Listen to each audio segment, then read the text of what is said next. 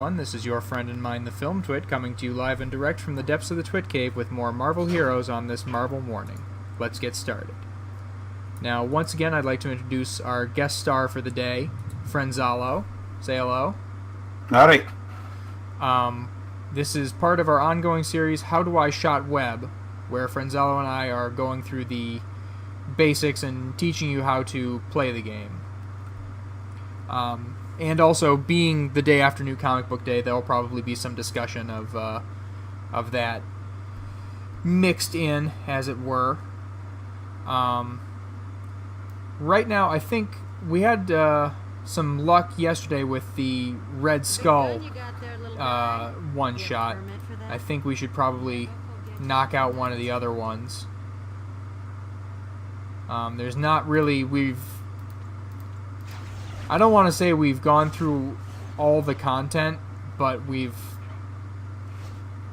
sort of scratched the surface of everything. So, well, you know what, friends, I'll leave it up to you. Do you want to do some more story, or do you want to do some more one-shots? One-shots are better for gearing, but story's better for XP.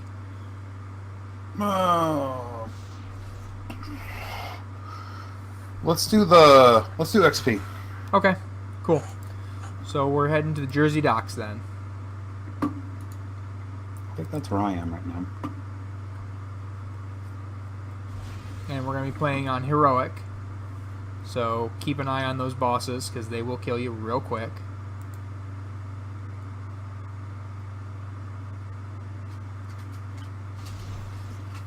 Something tells me you didn't hire me for my investigative abilities.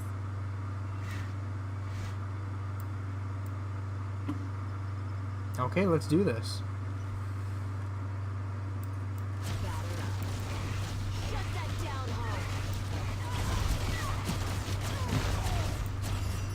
Holy crap.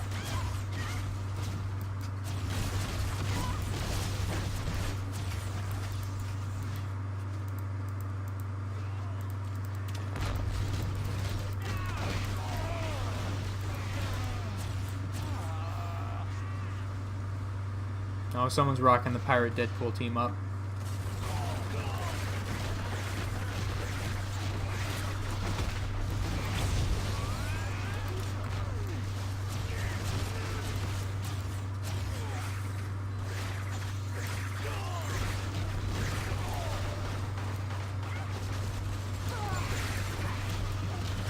So I know that none of the ones that you were currently reading on the regular came out yesterday, but did you pick up anything out of the ordinary?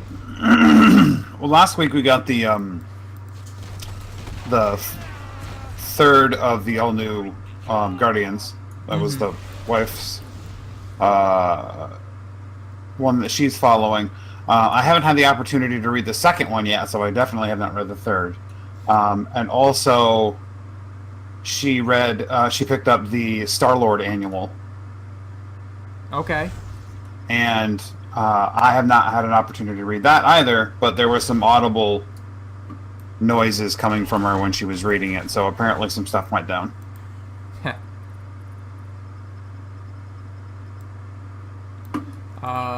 Let's see. I somehow missed a whole bunch of my pull list this morning when I was buying the comics, because some titles that I read on the regular are on the pull list, but I didn't see on Comixology's website. So you're primarily digital now. Yeah, I'm at this point I'm all digital. Okay. It's more convenient for me with the hours I work. It allows me to get my comics early in the morning when I wake up before the stores open. Because Comixology on Wednesday mornings, the comics go up at like 3, 4 in the morning. Okay. But you don't find that you miss going to the comic shop for new comics? I have a complicated relationship with my LCS. The guys that run it are. It's much more of a game store than a comic store. Right. And I think dude still remembers me from when we started playing Warhammer for like 5 minutes. Yeah, that was a time. Probably due to the fact that a good chunk of their revenue comes from Warhammer. Mm-hmm. So it's probably a little salty that the money still didn't keep flowing. Right. Where's all the AIM soldiers? I don't know. They got deaded. Probably. Told you I had it in me, and now I got Yeah, my friendly local game store is doesn't handle comics at all, but they have started branching into miniatures, and it seems to be going pretty well, considering the fact that there was absolutely no place to buy miniatures in the city until they started carrying them. Okay. So the community was very small and underground and online, and now they are. There seems to be more people every time we stop in. So That's cool. that's a good thing, because, like I said, a good portion of those game stores' revenue comes from. I mean, a lot of people think it's from the the Yu-Gi-Oh and the Magic cards, but the markup on the Warhammer stuff is pretty big. Yeah. So as long as they're consistently, selling new models and paint and everything that goes along with it, it's a good business to be a part of. Which is great, because then that means I've got a place to go, and people who play Warhammer don't just play Warhammer, although they only play other games that other people are purchasing because they can't afford anything else because they're playing Warhammer. Right. Yeah.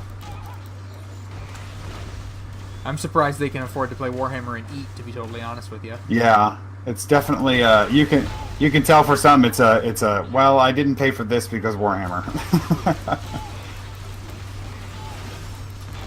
Because Warhammer is definitely it's definitely an endeavor. Sometimes I really wish I had the money and the time to really devote to Warhammer. It's fun. Oh no, it's an excellent game. It's very well thought out and very in depth, and you'll never know everything about it. And then they've come up with their storylines and their mythos and everything, and there's a lot to get into. So it makes sense that it's as popular as it is. Mm-hmm. financial incentives. And there is kind of a barrier to entry. I mean, you can't just... I mean, they've gotten to the point now where they made it a little bit easier, where you don't have to... Like when they redid Warhammer Fantasy to Age of Sigmar, they reduced the barrier of entry, but you're still dropping between $50 and $100 just to get started. And that's not including paint. Right, and that's not for a complete army. That's just for... Yeah, it's for a skirmish. It's enough to get started. And now they do have a couple of things which are pretty nice. They've started making essentially unit packs or skirmish packs that are board games with tiles, and those have been a good way for people to start playing and have a complete game that they can enjoy. But then take those same units with all of their special abilities and move them into the full game.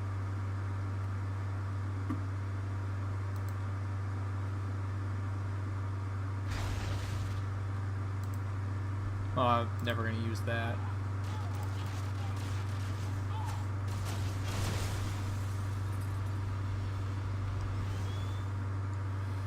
Yeah. For those just tuning in, welcome to the Warhammer podcast. Well, we could talk about Legendary. I can go on to that about... That's more Marvel related. Yeah. Yeah, I know. I mean, you're big into the traditional gaming, way bigger than I am. So I'm sure you could go on for. Oh yeah, no, that's I've tried quite a few different, but the Legendary deck building card game with Marvel characters is definitely the big deal right now. I brought a handful of different types of games to the game store on our game day on the Sundays, and this one has actually been requested, which makes me happy because I really enjoy playing it. Now here, a little pro tip for fighting this guy. You see when he rears up and does that drill attack? Uh-huh. Yeah, don't be there. Yeah. Because it will... I mean, it one-shots tanks. Oh, wow, really? Hey, I got a new Uru Forge. Nice. Uru Forged are special... it's garbage. With experience comes power. Uru Forged are special gear that give you bonuses and can be enchanted with rune words to make them more powerful.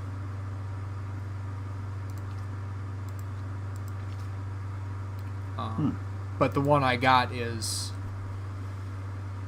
no good for me. It's physical damage, which is nice, but it's too low level. There's two flavors. There's level 25 Uru Forged and level 50 Uru Forged. I'd give it to you, but it's like I said, it's physical damage. It wouldn't help you any. Right. All this hubbub for beating up a couple of bad guys? Heck, I'd do it for free. So my current mission for this area is to exit the AIM yard. So I don't think we've got there yet. No, we're still in the AIM yard. Okay, good.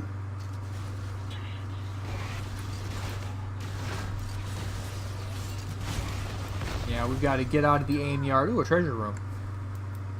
Don't mind if I do. We got to get out of the AIM yard, and then we head into... I thought I was done with the I think it's going to be Taskmaster next.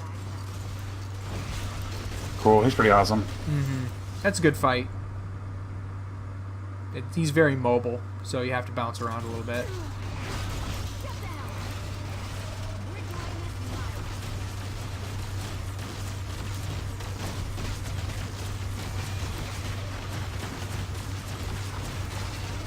Oops.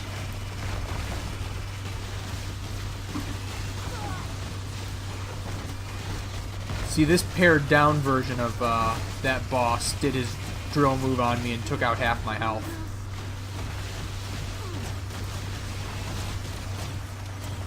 So...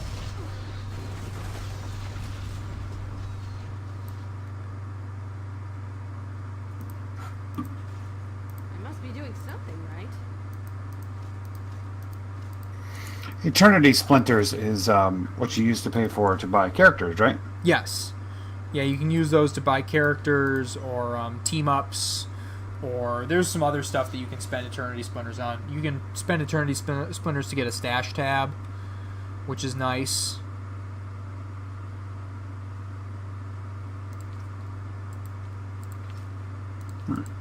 Well, I guess I'll worry about it once I get to 60.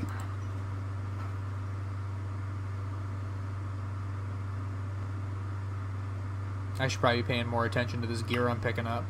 Is there a box? Did I miss the box? It's at the door. Door box.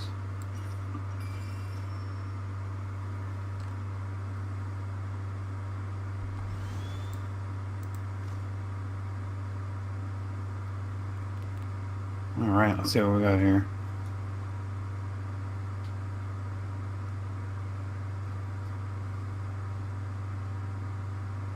What's the current medkit cooldown?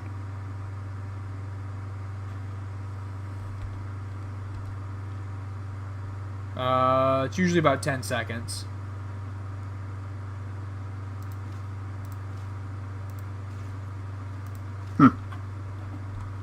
Whole lot of nothing. Yeah, I didn't get much either. Before we go any further, I need to go back. Alright. Well, no, I'm just going to donate all this stuff to my pet. So, with the pets, is that a way for you to... That's to level the pets up when you donate to the pet? Yes. And how do you get a pet again? You can buy them. There are certain events that unlock them. You can get them from fortune cards. There's a bunch of different ways to to unlock pets. And where are they hiding? If I wanted to just straight buy one. In the store. Just hit X to go into the store, and you go to items. You can get a Bamf, which is like a little night crawler. You get a Herbie.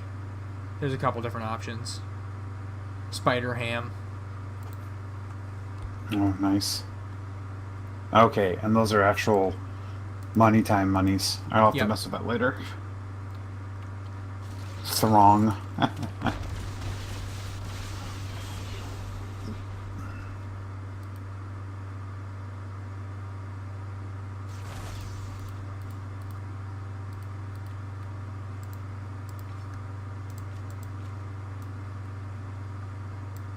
I am just straight up out of room. Hey, we completed an event apparently. Yeah, good job. I don't think that it could have been completed without us. We were pretty crucial.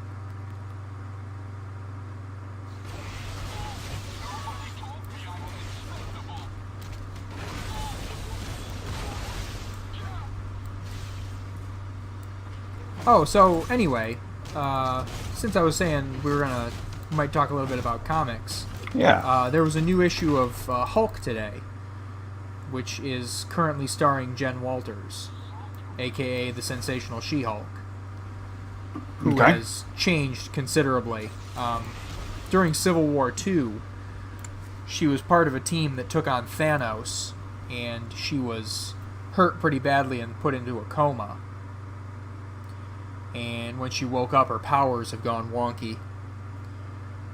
She's not the same always green, in control She-Hulk as she used to be. Now she is more in keeping with the traditional Hulk. She's gray with glowing green scars, and she's basically a rage monster. Oh. It's interesting, but the comic is really slow. Really? It took them 6 issues to show the Hulk. Oh, that's... yeah. I mean, it's... Well, you've got persistence levels much higher than most people. Right, no. It's because of my love of the character. Right. But you run into this often with modern comics, where you get a comic that's, as they say, written for the trade. Instead of being designed for reading single issues and having the single issues be a substantial, good time. Mm-hmm. The comic is written to be read as a trade paperback in the collected graphic novel version. Right. Which is usually some people would call that poorly written. Yes, I would agree with that. But that's usually 6 or 7 issues bundled together, and so you get a full 6 or 7 issue story in one sitting. But I understand the concept. It's just you know what your format is. Right. You don't make a feature length movie intending it to be a season on a television. I can't believe Taskmaster is still Right. making these terrible videos. Those songs aren't even. If you went and made a first movie, making it, they're like, it's not even a part 1. It's just the first. It's the first movie is. You're gonna have to watch all 10 movies. You're just gonna have to wait. Yeah. Yeah, exactly. And then they're like, no, I don't think I'm gonna wait that many movies to see the ending of the story.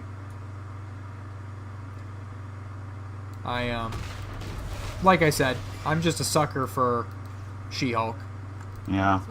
I think that's what it's turning into. Oh, it's purple. That's not for me, is it? 60. Wow, why you got level 60 stuff? Incentive. You've already got all that level 60 stuff. You may as well get there. Yeah, and I agree with that. You gotta have some bumps. You gotta have some exciting parts, or you're just gonna lose. And I've seen some of the numbers that they used to pull, and I see the numbers that they're pulling now, and it's just like you guys knew what you were doing. Yeah. Why'd you stop doing that? Well, and I mean, the industry's changed.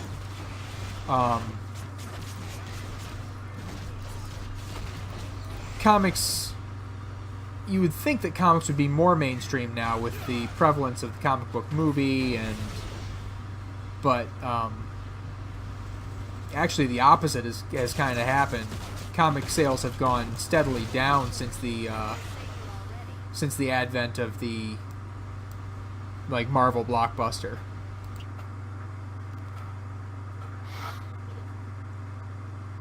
All this hubbub for And now, the Marvel Legacy, is that supposed to be closer to the Marvel Cinematic Universe? Oh, they don't call it cinematic. It's Cinematic Universe, right? Yeah. MCU. MCU. Is that what Legacy is supposed to be follow closer to, story-wise, or is it more of just kind of like a Golden Age reboot? Legacy is, as far as I can tell, yet another event comic that I'm probably going to want to skip. No. Legacy is going to be more merging the current... oh. No, there you are. Yeah. Why does it say you're not in my instance? Well, whatever. You're right there. I just can't keep an eye on your health bar. consider yourself lucky. It's a juxtaposition of the current version of the character and the classic version of the character. So, you're going to have a comic with the all-new Wolverine, which is X-23, the teenage clone of old Logan, alongside what is assumed to be a time-traveling version of Logan, since he is super dead.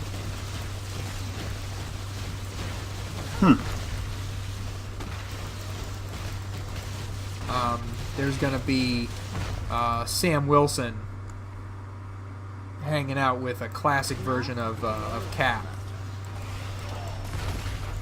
which is going to be real interesting in the aftermath of Secret Empire. But Marvel has been doing a lot of kind of soft reboots lately. It seems like they've been doing, they've had a lot of series that make it a handful of issues and then they reboot it. Yeah. Yeah, that's been happening. And they one of the fellows that I was watching or listening to reviews for was talking about how there's a lot of... Whoops, I'm not vacuuming up my stuff here. What is this? Oh, that's weird. It's like a golden box. There's a lot of young adult writers. Like they're trying to aim at like a young adult audience. Yeah, that makes sense. And the complexity is not there, and the consistent storytelling and the plot points and the things that people have come to expect are gone. And they don't label anything as being, aimed at a younger audience. Everything is just on the shelf. Right. And that, like for example, I Am Groot, the I Am Groot comic, is clearly aimed at a younger audience. It's goofy and it's got Baby Groot and whatnot. And then I saw that there's a series that consists of like super pets. I haven't seen that. I don't recall the name of it, but I saw it as an ad in one of the issues I was reading, and that is clearly aimed at a younger audience. Right. But then you get some of the more the big staples, like the some of the big characters that have been around for a while, and they definitely have a very young adult feel to them. And that's not always a bad thing. I mean, I think that you need some versatility in your storytelling. If every comic feels the same, then why read more than one comic? I don't think it's more of a feel thing. I think it's just like, for example, the I hate to bring it up. Have you ever read Twilight? I have not. No, you haven't, because you're sane. because you're not a young adult. Now, And I'm gonna interject. I do read my fair share of young adult fiction. And there is plenty that is very well done.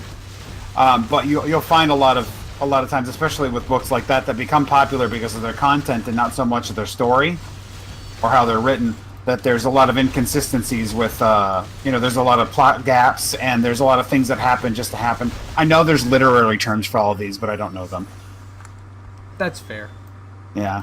So, it's just like, I was watching the review of the most recent Avengers, and Wasp goes into the microverse or whatever, and Doom just knows exactly how the microverse works and sends Captain America's shield, and you're like, what the hell is going on?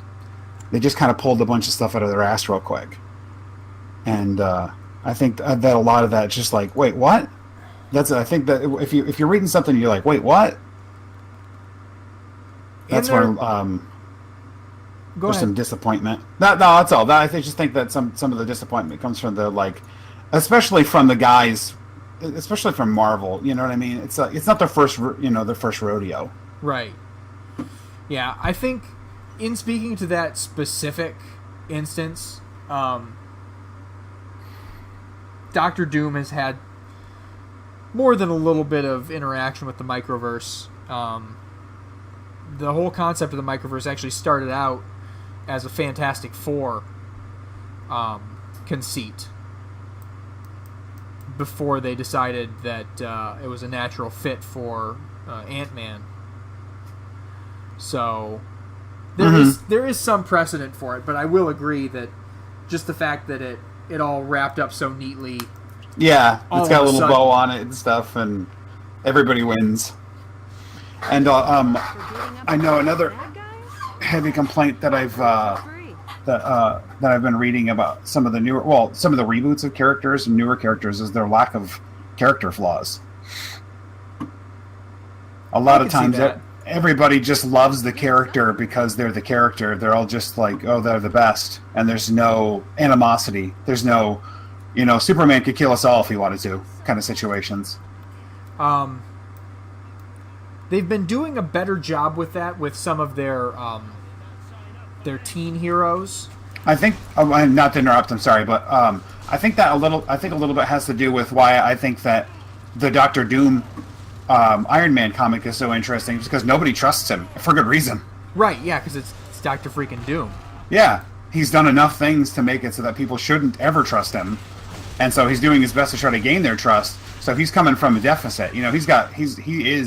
His entire character, especially in that comic, is a character flaw. I mean, he's a bad guy. But hopefully they don't decide to do that with all of their bad guys. Ooh, a room thing. No, is that what this is? Yep, that's a treasure room. All right, great. I figured it out. I'm learning. All right. Well, that was the thing we did. Oh no, there's more. Oh, is there? Here. Yeah, there's one upstairs.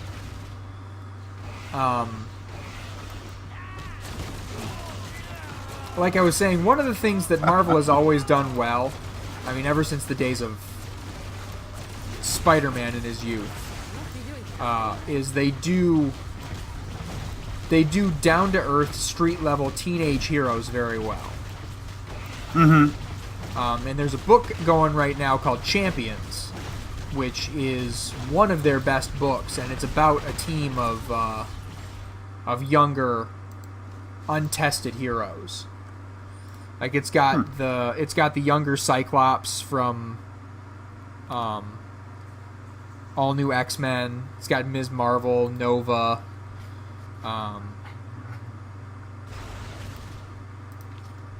Miles Morales, Spider-Man,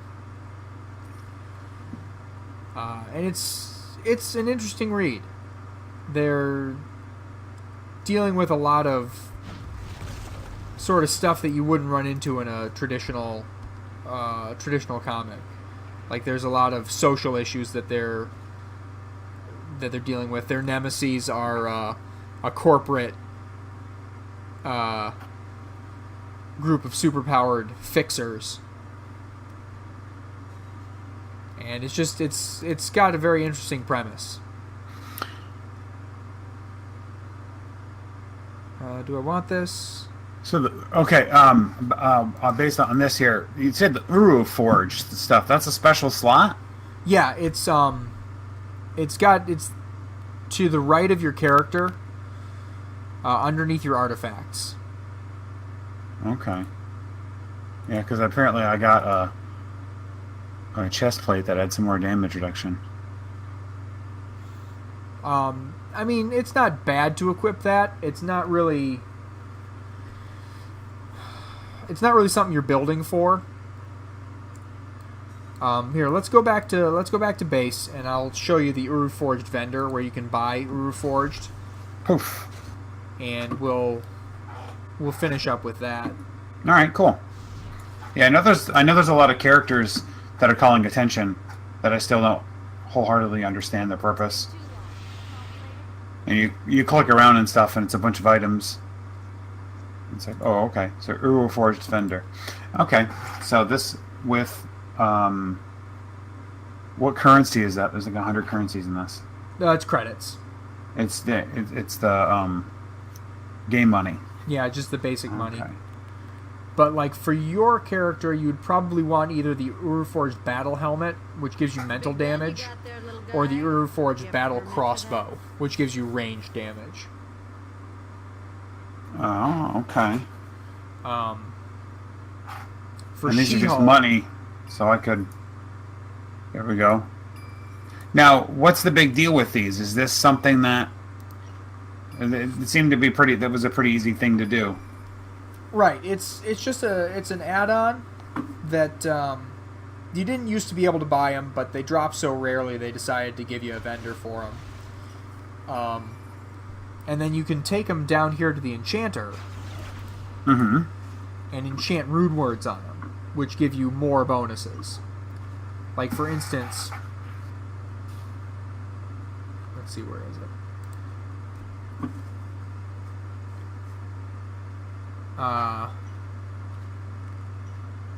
Bone Breaker is a good one for She-Hulk. Requires certain runes. I could actually get it right now. I might do that.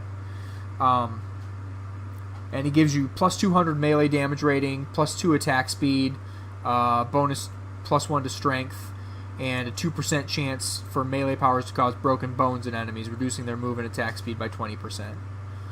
So it just gives you a battery of special add-ons. Oh, looks like I've already got that.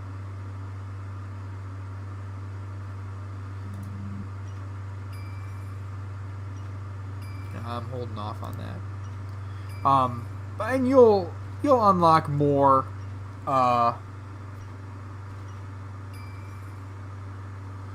You'll unlock more enchantments as you level them up.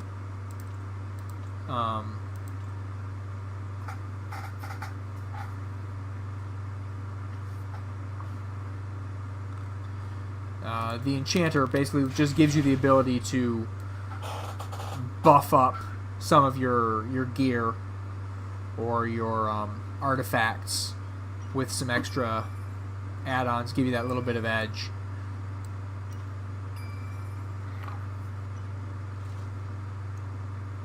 All right. Well, do